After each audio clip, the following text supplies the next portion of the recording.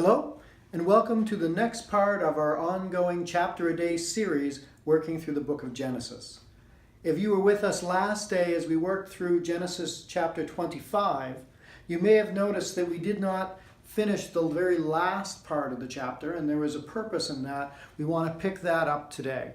So before we go into Genesis chapter 26, which is the main focus of today's video, we're going to look at the very last part of Genesis 25. So if you would turn with me to the end of Genesis 25, we come to Genesis 25, verse 29. We've met Jacob and Esau.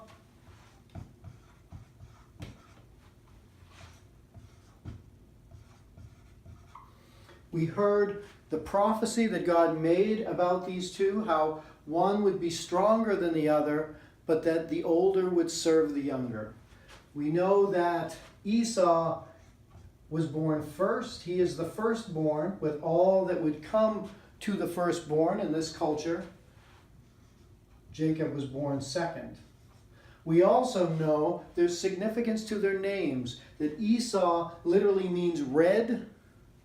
Jacob, which is of particular interest to us, Jacob's name tied to the fact that he was holding on to his brother's heel as he was being born, that Jacob is named basically the one who grasps by the heel or the one who trips you up. There's a deceptive quality in the name of Jacob.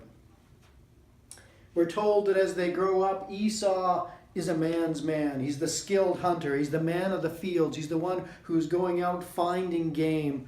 And then we have this picture of Jacob, who is quiet and would rather do the things around the tents rather than going out into the field, rather than learning these skills of hunting and such.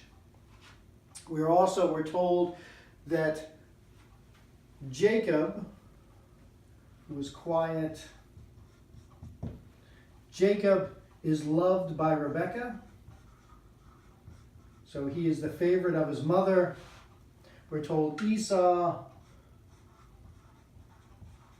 the hunter, is loved more by Isaac because of his hunting skill, because of the game that he's able to hunt down and bring as a feast for his father. So we meet these two. And then we come to verse 29. Once, when Jacob was cooking stew, Esau came in from the field and was exhausted. And Esau said to Jacob, "Let me eat some of that red stew, for I am exhausted." Therefore his name was called Edom. So we have this picture here. Edom, just as Esau sounds similar to the word for red, so does Edom, has that similar name there. So we see this. So here's the scenario. Esau comes to Jacob in need. So Esau is in need, and he brings his need to his brother. And basically saying, look, I'm famished, I need food, you have this stew here. Now watch what happens. Jacob says to Esau, here is Esau, he's exhausted. The word is he's basically at his end of energy, and he says to his brother, look, I need something. I need food. I need something. He's focused on his physical need. And Jacob uses this opportunity to trick his brother, to trip him up. So what Jacob does is Jacob says, tell you what, if you're really that hungry, I will feed you for your birthright.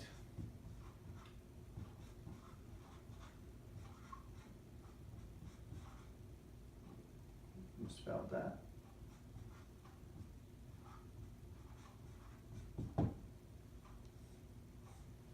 So, if you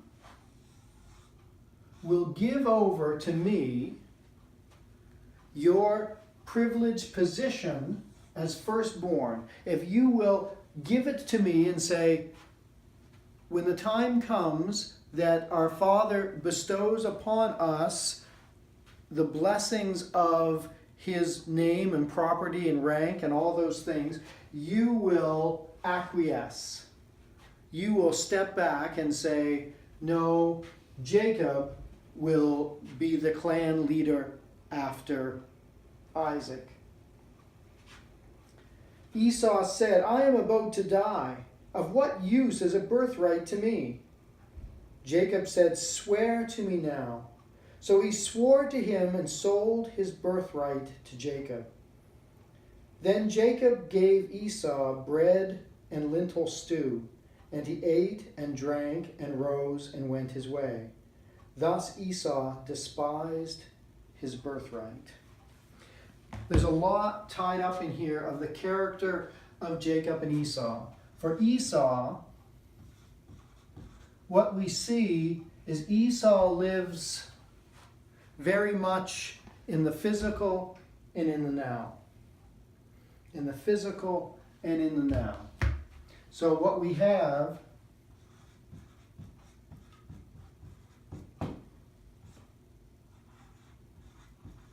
Esau should be aware of the promise, should be aware of the significance of who he is in the promise of God. He is the firstborn, therefore the promise in natural understanding would go to him and to his family line.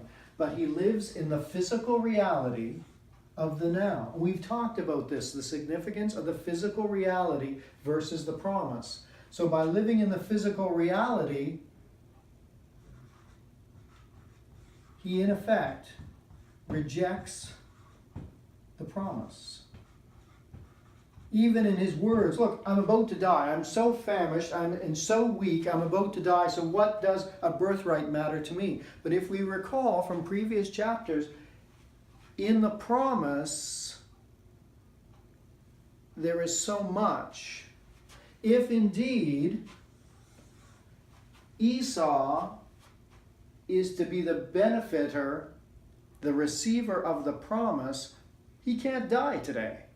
He cannot die today if he is supposed to carry the promise. In the same way, when Abraham took Isaac to the mountains of Moriah to sacrifice him as a burnt offering, we're told in Hebrews that he trusted in God that God could raise his son from the dead. Why? Because Isaac had to live in order for the promise to be fulfilled. But what we see, Esau, his thought is only on the physical reality, and therefore he rejects the promise. Over here we see Jacob.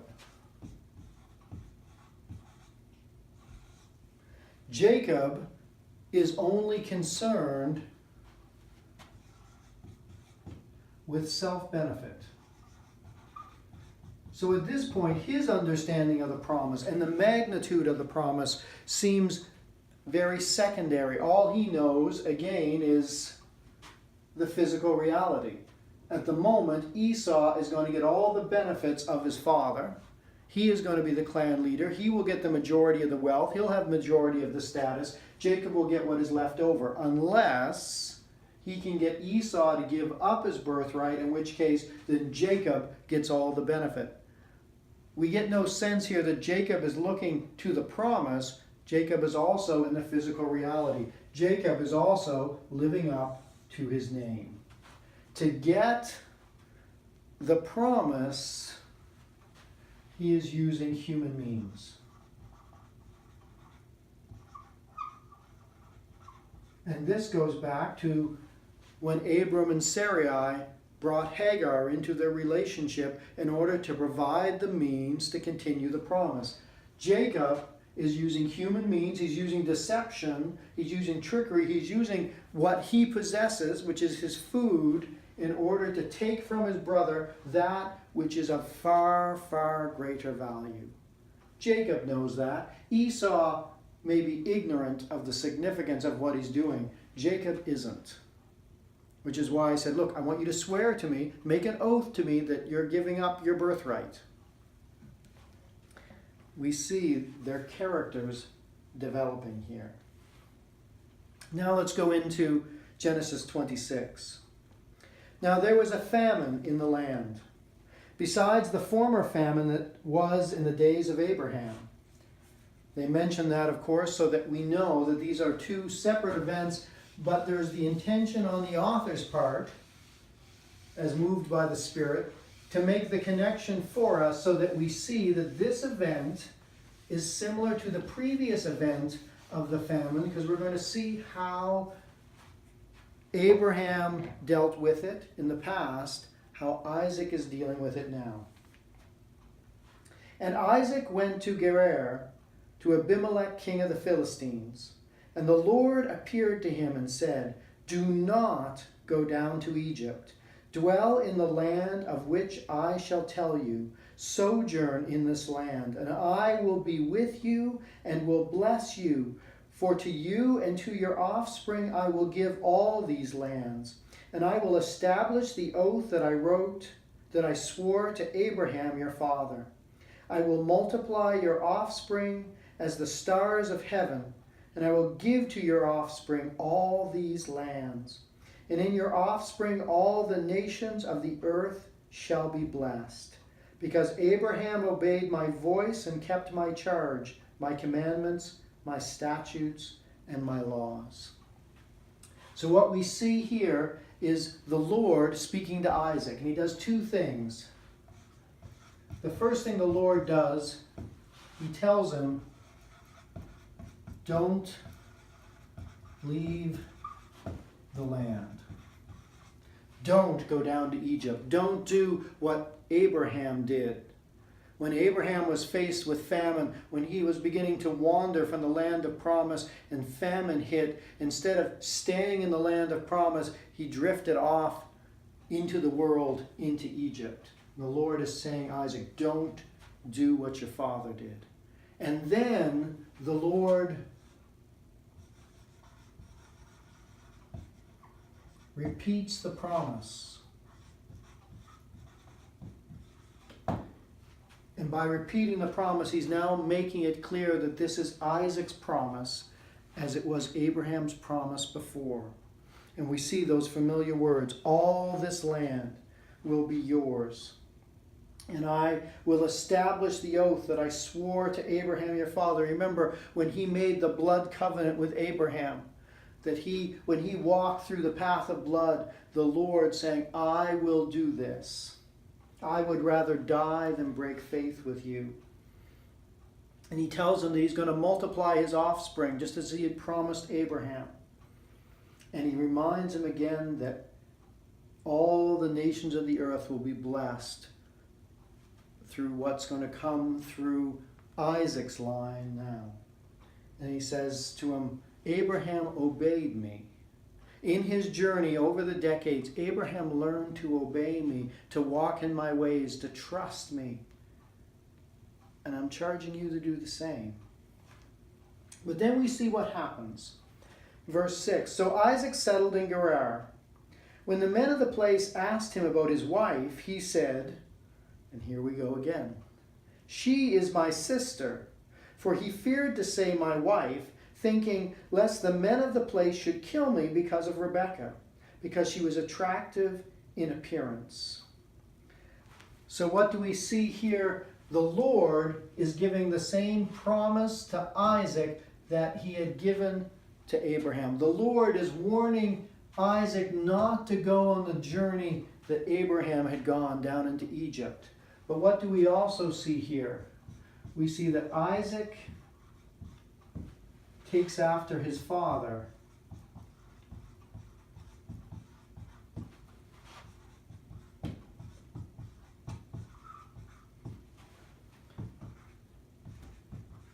In his sin. Yes, Isaac has obeyed the Lord and not gone off into Egypt. He stayed in the land. But when the first challenge comes, when the first possible threat comes, what does Isaac do? He does the same thing his father did. He protects himself.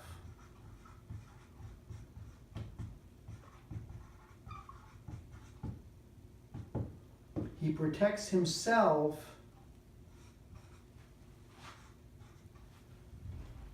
and goes against the promise. promise he's just heard, that's just been made personal by the Lord himself to him, to Isaac, Isaac is dismissing. He's saying, look, they will kill me for my wife, which is a practice in the ancient Near East that could happen from a more powerful person taking the life of someone so they could take their spouse. So Isaac is entrusting the Lord.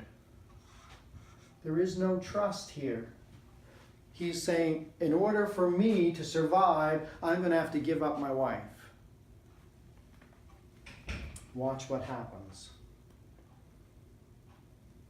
When he had been there a long time, Abimelech, king of the Philistines, looked out a window and saw Isaac laughing with Rebekah, his wife. Now the language in that phrase, what Abimelech saw, if we look at it in Hebrew, there seems to be a sense of something more than simply two people sitting and laughing together. There's different wordings as people have tried to translate it into English at different times. Some have talked about making sport with.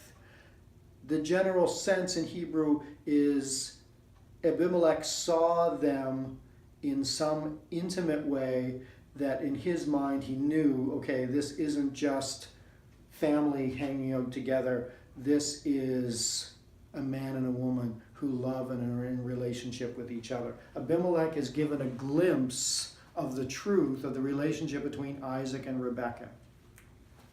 And we see the response he has. So Abimelech called Isaac and said, "Behold, she is your wife. How then could you say she is my sister?" Isaac said to him, "Because I thought, lest I die because of her." Abimelech said, "What is this you have done to us? One of the people might easily have lain with your wife, and you would have brought guilt upon us." So Abimelech warned all the people, saying, "Whoever touches this man or his wife shall surely be put to death." So we see how the Lord is at work. Though Isaac seeks to protect himself and Isaac dismisses the power of the promise, the Lord keeps his promise. The Lord keeps his promise in spite of what Isaac tries to do. Let's continue on. Isaac sowed in the land and reaped in the same year 100-fold. The Lord blessed him, and the man became rich and gained more and more until he became very wealthy. So this is wealth beyond. He inherited almost all of Abraham's wealth. He inherited Abraham's land. Now Isaac is seeing this grow again. And this is the Lord's provision for him because he is destined to become a large clan that will eventually become nations. And this is proof that the Lord is walking with him in the plan the Lord has for him. He had possessions of flocks and herds and many servants, so that the Philistines envied him. Now the Philistines had stopped and filled with earth all the wells that his father's servants had dug in the days of Abraham his father. And Abimelech said to Isaac, "Go away from us, for you are much mightier than we." So we see a challenge starting here. The people are beginning to get envious of how powerful Isaac is, so some of the people of the Philistines are starting to retaliate by filling in the wells that Abraham had dug. Therefore, there wouldn't be water available to nourish the crops. There wouldn't be water available for the vast herds, so hoping that Isaac would then move his herds to another area. So Isaac departed from there and encamped in the valley of Gerar and settled there. And Isaac dug again the wells of water that had been dug in the days of Abraham his father, which the Philistines had stopped after the death of Abraham. And he gave them the names that his father had given them. But when Isaac's servants dug in the valley and found there was a well of spring water, the herdsmen of Gerar quarreled with Isaac's herdsmen, saying, "The water is ours." So he called the name of the well Esek, which because they contended with him, and Esek means contention. Then they dug another well, and they quarreled over that also. So he named its name Sitnah, which means enmity. And he moved from there and dug another well, and they did not quarrel over it. So he called its name Rehoboth, saying, For now the Lord has made room for us, and we shall be fruitful in the land.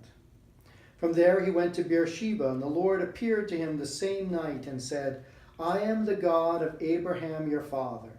Fear not, for I am with you and will bless you and multiply your offspring for my servant Abraham's sake.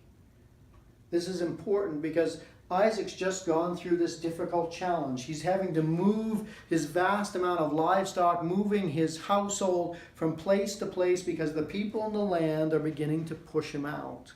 They're beginning to retaliate against him as they see how he is growing wealthy and how he's blessed. The people in the land are pushing him out. This is an economy that's based on agriculture. It's based on livestock. So as he becomes more powerful, he becomes a threat to the others round about because he needs more water, he needs more grazing land. So they're retaliating. This is normal, what would be happening. But God wants Isaac to know that he should not be concerned about the physical reality of the moment. So Isaac built an altar there and called upon the name of the Lord and pitched his tent there. And there Isaac's servants dug a well. We see this picture. This is the first time we hear of Isaac specifically.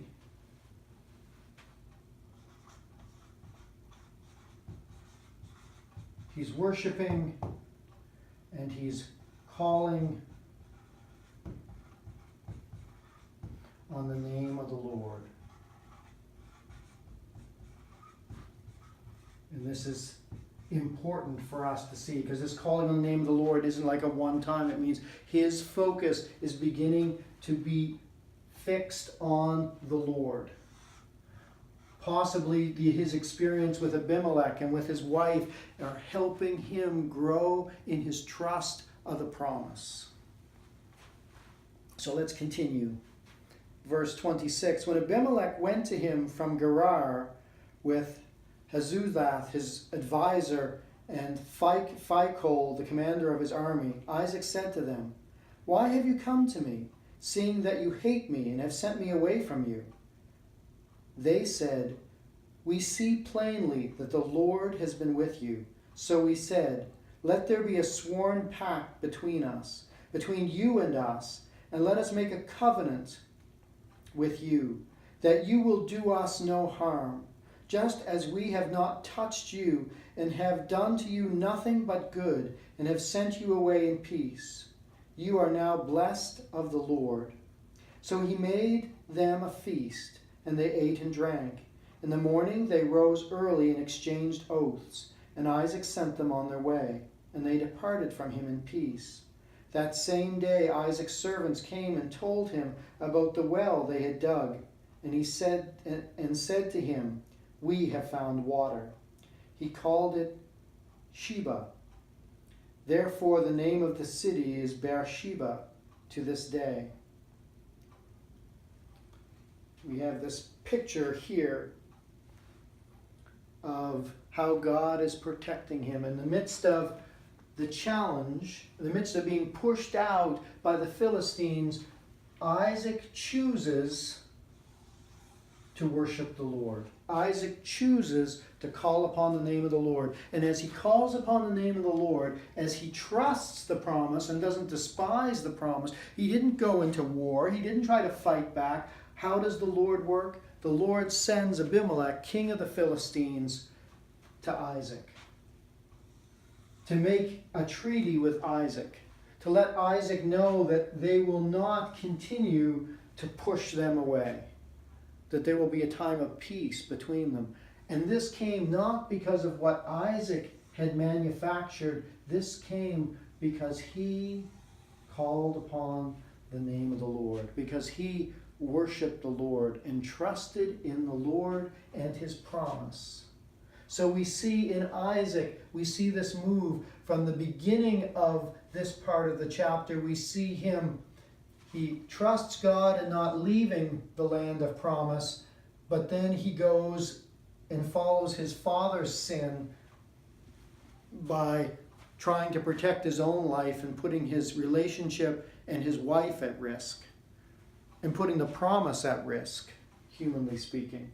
But when he trusts in the Lord, even though the physical reality here is equally challenging, they're being pushed out of the land, they're being driven out, they're losing their water supply, but he stops and he trusts the Lord. And the Lord works in the hearts of those around him. We end the chapter with an update on Esau. When Esau was 40 years old, he took Judith, the daughter of Beeri, the Hittite, to be his wife, and Basemath, the daughter of Elon the Hittite, and they made life bitter for Isaac and Rebekah. The sense here is Esau has gone and now married people in the land, whereas Abraham had made it clear to his servant that Isaac was not to marry people in the land, that they were to be separate from the people who were currently in the land. Esau, again, in the physical reality of the moment, has sought out and chosen wives for himself, not just one, but 2 wives for himself. Probably thinking that this is good for him, good for connections with his neighbors. He desired them, so he had them. But this causes a bitterness of spirit for Isaac and Rebekah, because this is not what they had envisioned for their son, that they wanted him to be separate, and now he's become part of the peoples of the land. And this becomes another aspect that's setting us up for the events which are to come. I hope as you reflect on this chapter and you think of the end of 25, you think also of what we see here. We see in the end of 25 with Jacob and Esau, we have that important moment where 2 brothers, both looking at the physical realities, both of them are working against the promise. Esau despises the promise because he's willing to give it away. Jacob doesn't trust in the promise because he's using his own means to try to win something for himself. We see Isaac, who hears from the Lord that the promise is now his promise, and while he will obey the Lord in one part, in another part he seeks to use his own means to protect himself, thereby rejecting the promise. But when he trusts in the Lord, when he calls upon the name of the Lord and worships him, God demonstrates how he is able to change the physical circumstances to fulfill his promise. That his enemies now come and swear an oath with him that they will not drive him out any farther. This is just a small way in which the Lord says, I'm in control, Isaac. I've made the promise. I will bring it through. I am in control. Trust me. That we would all see that. That we would all look to the promises of God and say, Lord, this is your promise, and I'll trust you in it. Even though everything around me tells me that it cannot be, I will trust it because it's your promise. And you never change. And as you said to Abraham, as you said to Sarah, I am the Lord. Is anything too hard for me? And the answer is a resounding no. Nothing is too hard for the Lord. When he makes his promises, he sees them through. I hope this is an encouragement to you. As always, we'd love to hear from you. And if this has blessed you, please share this video with somebody else so that it may encourage them. Thank you, and God bless.